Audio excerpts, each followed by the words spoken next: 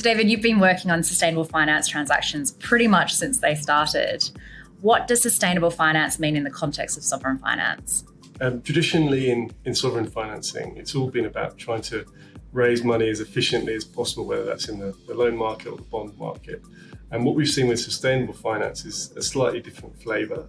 So as well as looking for sort of efficient raising of capital, we're also seeing policy tied in with it as well.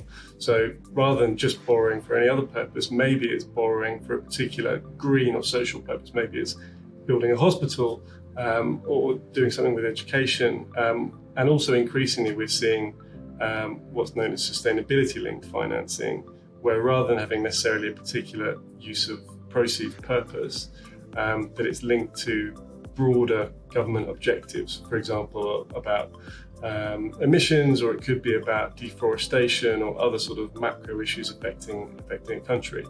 And if the government can meet the stretched targets, then they can get a benefit in the form of cheaper financing. So we're seeing quite a variety of approaches. So how are the loan markets now responding compared to the bond markets? As a loans lawyer, it pains me to say, but the bond market were ahead of the game here. So they really led the charge in sovereign sustainable finance, actually in sustainable finance generally.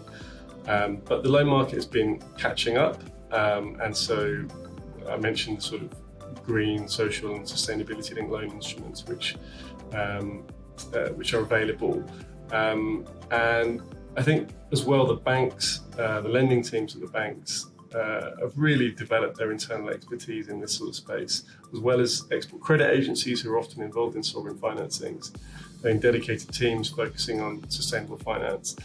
And so they are able to actually help sovereign borrowers sometimes to develop sustainable finance frameworks so that they can then access this form of financing as well. So whilst the bond market sort of led, the loan market has been really following and in some places going beyond what the bond market's been doing. So there's plenty of innovation in this space, I'd say. And so what should borrowers and lenders look out for? I think at the heart of this space of sustainable finance is about credibility. And we've heard probably too many stories of transactions and borrowers who maybe haven't been treating this seriously. It's seen as a sort of badge to be taken, but the key performance indicators, the targets, are insufficiently ambitious, and so I think that's bad for the integrity as a market, for the market as a whole.